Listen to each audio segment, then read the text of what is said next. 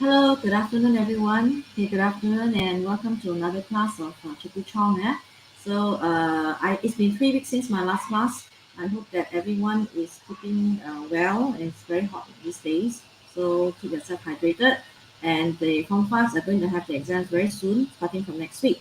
Okay, so today I'm going to explain about this topic, which is called genetic diseases caused by disjunction, non-disjunction, sorry. And this is actually very relevant to students who are in Form 4 and also Form 5 as well. Because if you remember in Form 4, you have actually learned about this phenomenon called non-disjunction in Chapter 6 of Form 4, when you learn about the issues that are related to abnormal process during meiosis. One of the genetic diseases that you have learned is actually Down syndrome. Okay, so here in Form 5, you will learn another 3 more, actually another two or three more diseases. So I'm going to explain all of them together. So today's lesson is related to Form 4, Chapter 6, and also Form 5, Chapter 12, when you learn about variations. Okay, variation, which is very important factor that causes differences among individuals of the same species. Okay, so without further ado, let me share screen. So for those who are in Form 4, you will remember about Down syndrome. And those who are in Form 5, you will recall that you have other genetic diseases that are caused by non-disjunction. Okay, now first of all, what is non-disjunction? Okay, I would like to bring your attention and also revise. Okay, some of you who are already in Form 4 or maybe in Form 5, you may have forgotten what non-disjunction is. So I would like to explain to you first what is non-disjunction, and go on to describe about the characteristics of these genetic diseases. Okay, let's start. Yeah. Okay, so I'm sure you may have seen pictures like this. Okay, so these are certain genetic diseases, and all of them are caused by non-disjunction. Okay, first of all, what is non-disjunction? I'm sure you have seen children like this, right? So those who have gone through Form 4, Chapter 6, you will know that this is actually one of the genetic diseases that is called Down syndrome. Okay, so what is non-disjunction first? Okay, it's actually failure of chromosomes to separate normally or correctly during meiosis. If you recall, during meiosis, either Meiosis I or Meiosis II, the chromosomes will line up at the middle part of the cell, which is called the metaphase plate, okay, before they separate into opposite poles of the cells. So they are supposed to separate evenly. So if you have 4 chromosomes, you will find that 2 will go to the right and 2 will go to the left. All right, that's for meiosis I. So, but sometimes failure of chromosome to separate may happen.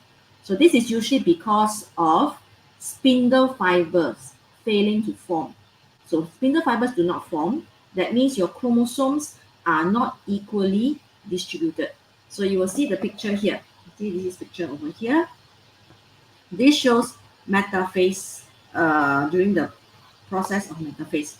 All right, now this is during anaphase 2, when the chromosomes will line up once again at the metaphase plate. So what happens is the chromatids will separate at this time. It's a sister chromatid. So one of it will go to this side, the other one will go to the other side. So that means both your gametes that is produced will have equal number of chromosomes. Okay, but sometimes it will not separate correctly. The reason is because these things, you see, these are called spindle fibers. So sometimes spindle fibers may fail to develop. So they do not develop, that one side of it will not have the ability to be, the chromosome on one side will not have the ability to be pulled to the opposite pole of the cell. All right, so that's why you will have more chromosomes on one end of the cell, and the other side of the cell will have less. All right, so this is why we will have genetic diseases like called this Down syndrome. And you see this is a child who has Down syndrome. And you'll see that they have what they call characteristics which are quite recognizable. Very easy to see whether the person has Down syndrome or not, whether it is a Down syndrome person or whether it's not. Okay, so later we'll look at the features. Okay, so because of non-disjunction, the gametes will have an abnormal number of chromosomes. All right, okay. So I'm going to explain further. I'm sure some of you must be asking, still do not understand what actually happens during anaphase 1 or anaphase 2. So I'm going to further clarify by looking at, by showing you some diagrams. Okay, so the gamete that has abnormal number will be either having 22 or 24. By right, the chromosome, the gamete should have 23 because haploid number of these gametes for humans should have 23. All right, okay, now let's just in a nutshell, in a summary, what is non-disjunction? It is caused by abnormality, that means incorrect, right? Incorrect number of chromosomes in gametes. What happens? During when? When does it happen? Okay, it can either happen during anaphase 1 when the homologous chromosome fail to separate. Okay, so I stress the word homologous chromosome. You have to underline, you have to make sure you write the correct term. When you talk about anaphase during anaphase 1, it must be homologous chromosome that fail to separate. If you just mention chromosome fail to separate, it's wrong. You will not get your marks. Okay, you need the correct term. Or it can also happen during anaphase 2. When it happens during anaphase 2, you must say sister chromatids fail to separate. Okay, now why? Why so particular about the terms? Okay, now you will see it in a while when I show you this. Okay, now this is what normal meiosis should happen. See, in the beginning, right, you see these chromosomes. This is during metaphase. This is a chromosome that has got 4. This is a cell which has got 4 chromosomes. Okay, so that means by right, every cell at the end of meiosis, you should have half of it, 2, 2, 2, and 2, right? Because this is diploid, all right, diploid number. So the haploid number is always half, which is 2 lah. All right, this is 2, haploid. So the correct way or the normal meiosis should be when it lines up during meiosis 1. Look at here, meiosis 1. The spindle fibers will contract and the homologous chromosome will separate. So here you have to specify homologous chromosome separate. That means this pair, this one will separate from the other one. This one will separate from the other one. They are pairings, okay? They are homologous chromosomes. So once they separate, you'll find they will go into 2 different cells. And then further, another time, it will separate one more time during anaphase 2. So they will line up again. Okay, during anaphase 2, they line up again. So when it lines up again, you'll find it in the middle. So now it will separate. What separates now? There's no more homologous chromosome separating. It is now the sister chromatid separating. Okay, so you will see this, the sister chromatid will separate from the other sister chromatid. So that's why you see it's very particular that it's very important for you to use the correct term. Okay, so sister chromatids separate. As a result, you find every gamete will have only 2 chromosomes. All right, so they have what? All right, every cell have what? This is the correct meiosis lah. It should happen this every time. But sometimes you have abnormalities, okay? Because spindle fibers fail to develop somewhere along the way. Okay, let's see. Now, if non-disjunction happens during meiosis 1, okay? So first, you see now they line up during metaphase. This is metaphase, right? Metaphase 1. Metaphase 1. And you're ready to separate. But you see what happens during anaphase? The separation is not even. Okay, you can see clearly. Here, there is no, what they call the spindle fiber. The spindle fiber on the right-hand side fails to form. Okay, so when it fails to form, you'll find that this entire pair of homologous chromosomes, they do not get separated. They will go to the left-hand side, the left part of the cell. So together with the one on top here.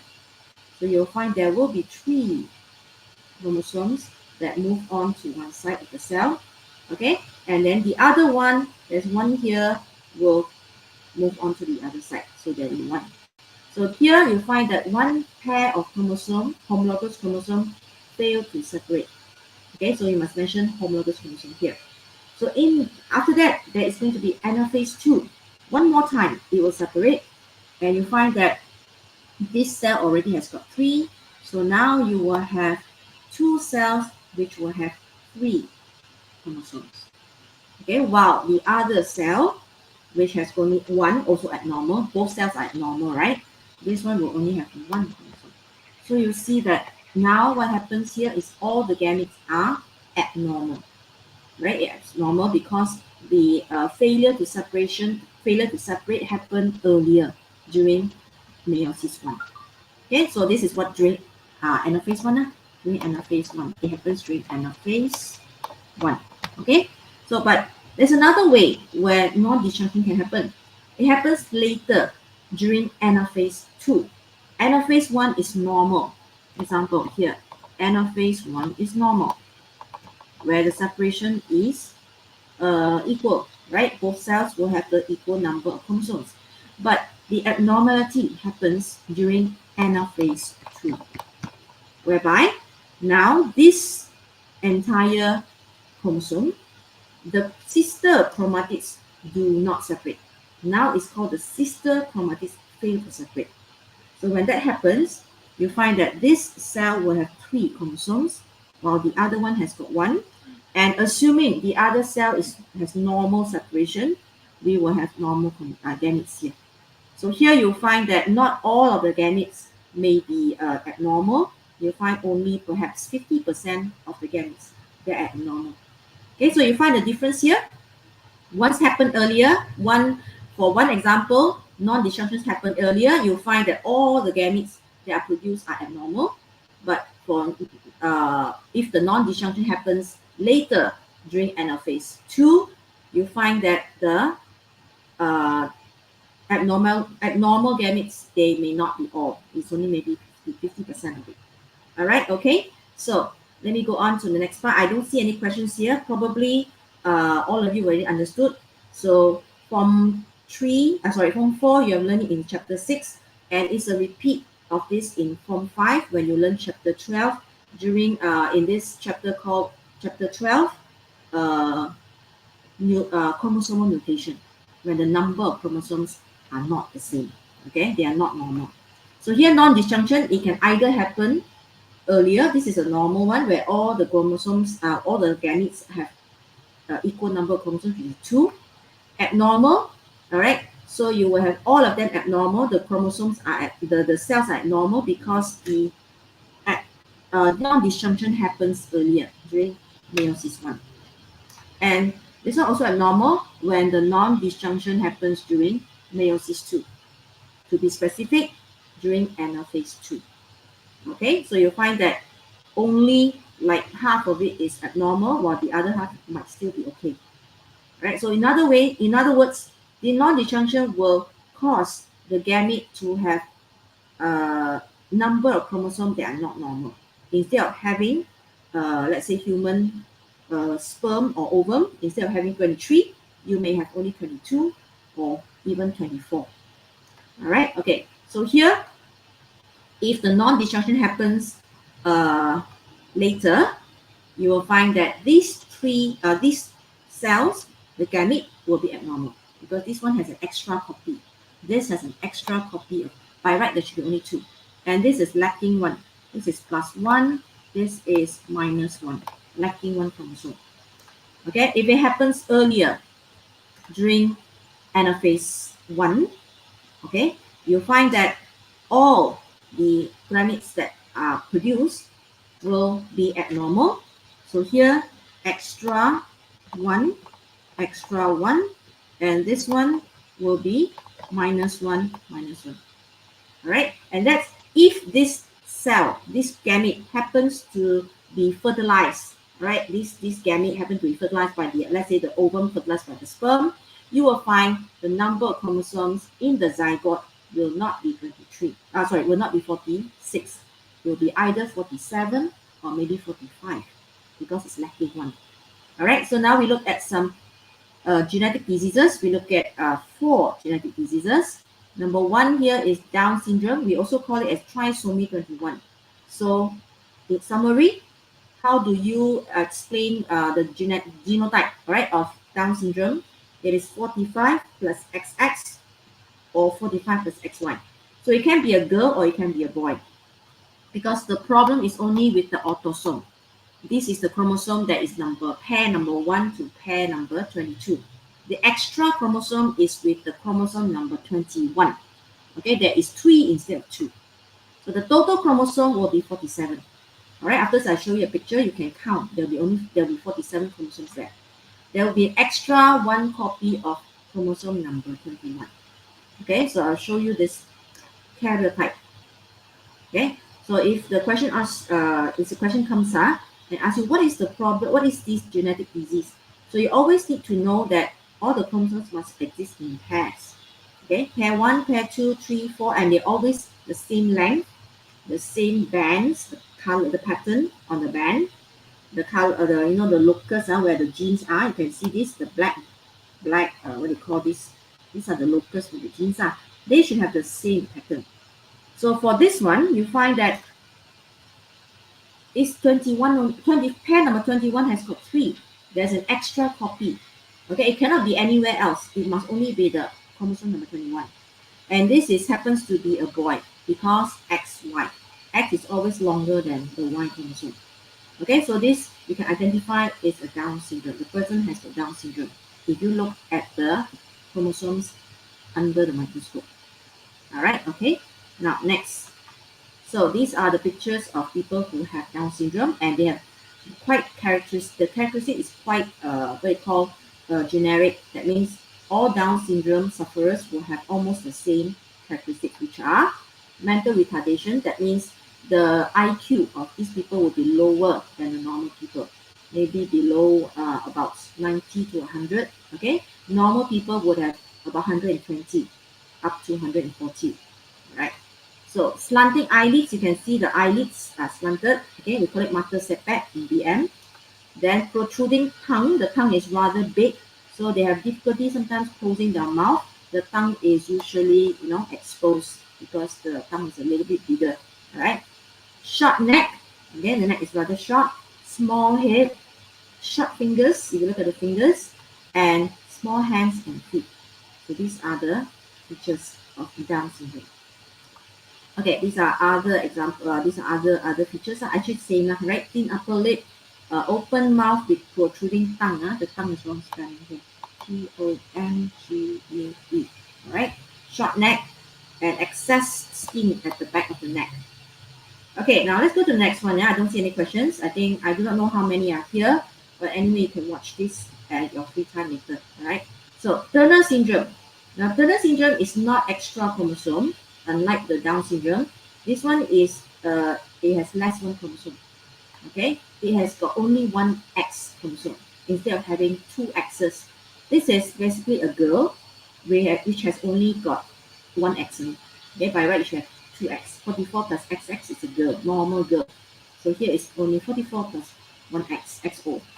So total chromosome will be 45. Okay, you count the number of chromosomes there. And the the cause of Turner syndrome is lacking 1 copy of X chromosome. All right, okay. So karyotype of Turner syndrome. So you can see here the number of chromosomes. All right, you see the problem? Right. Just 1 minute, I need to charge my computer.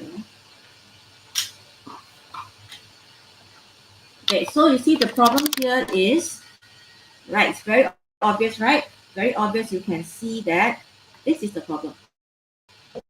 It only has got 1 X. There's no Y.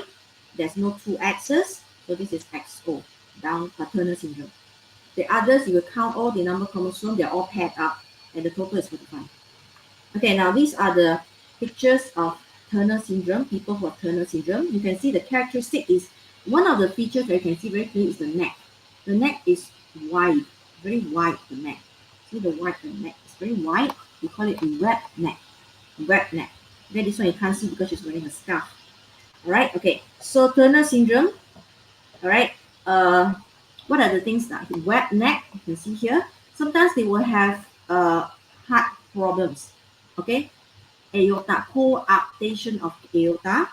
Then they will have low set ears, widely spaced nipples. Nipples are quite far apart from each other, and usually they are what do you call? They don't have period, so they are they are not fertile. They are sterile. They are unable to have children.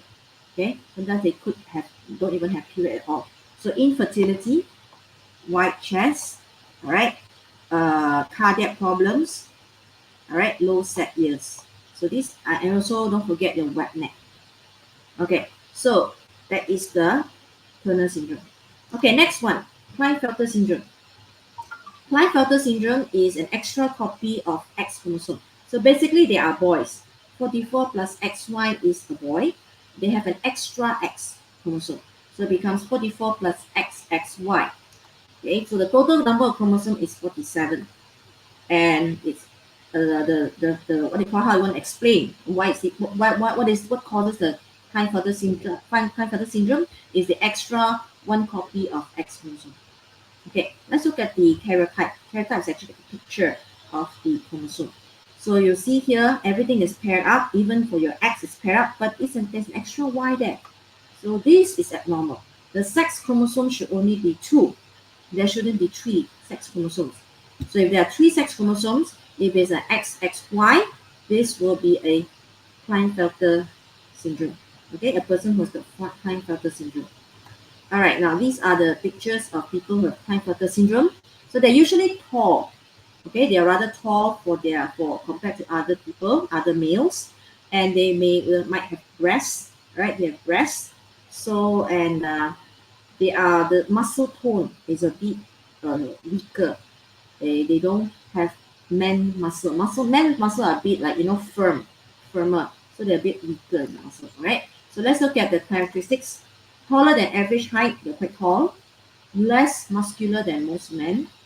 Weak bones, right? Decreased facial and body hair. They will have less facial and body hair. Okay, less hair on the legs, the arms, and so on. Broader hips, hips can be broader. Longer legs, narrow shoulders. There are a lot. You don't have to remember all. Okay. Poor muscular development. So their muscle is a bit not as firm as a boy should have. So we call it hypotonia. Short upper body. The trunk is short. Small testes and penis. All right. Low sperm count. They may have problems producing the correct number of sperm, the usual average number of sperm. So they have low sex drive, enlarged breast tissue. Okay, so this is quite common lah. And delay in puberty. They may have delay in achieving puberty. Okay, so these are some of the features of Klinefelter syndrome. And low energy level. So they feel like tired most of the time. You know that they're not as muscular and aggressive as like normal males. All right. Okay, one more. All right, this is called Jacob syndrome. It is not one of the very common ones, but you still need to know about it. It is caused by also non-disjunction. Okay, Jacob syndrome is 44 plus XYY. So it's now double X. Double Y. One X but double Y. Okay, so this is basically also a male. It's a boy. It's a guy. All right, 47 chromosome. 44 plus 3 is 47. And what's the problem here? It has got one extra copy of Y chromosome. All right, now let's look at this one. How would you identify this as Jacob syndrome? So you will see here at the sex chromosomes here also 3 copies, but it's 1 X and 2 Ys. So this is Jacob syndrome. All right, now Jacob syndrome, look at the boy on the right hand side.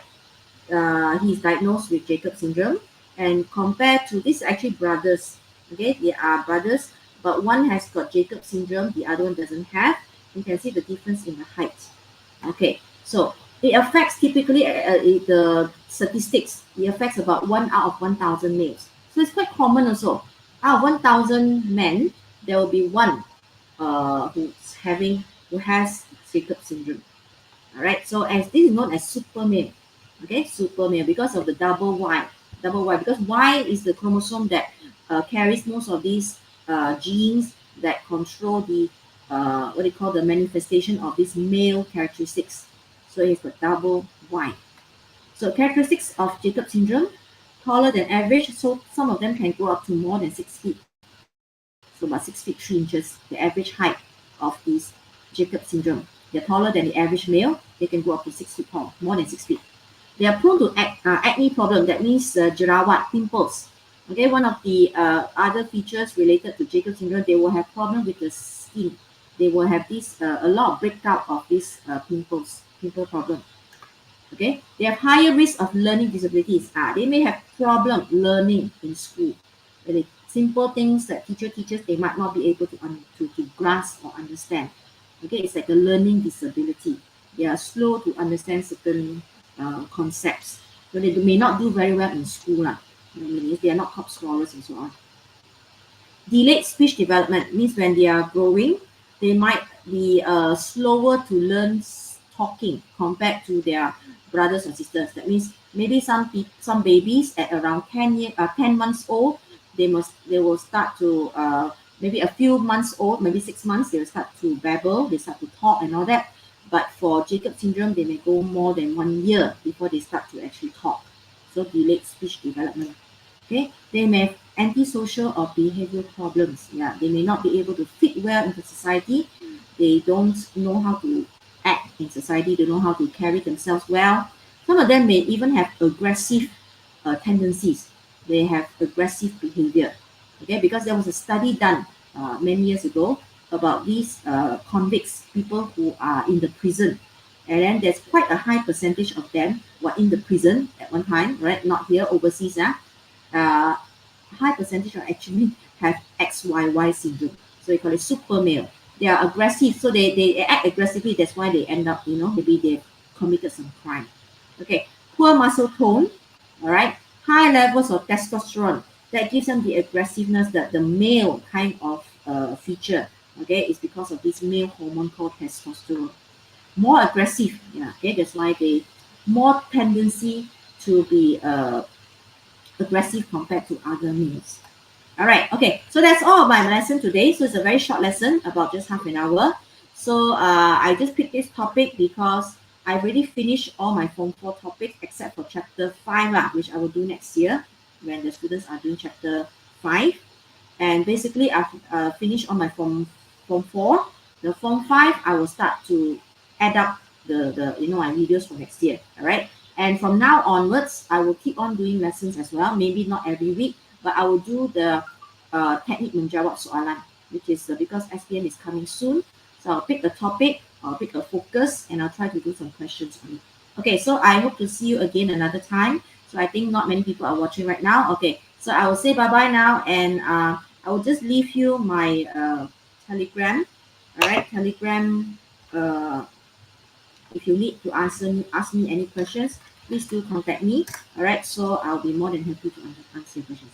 All right, okay. So bye-bye, everyone, and see you again next time. Okay, thank you. Bye.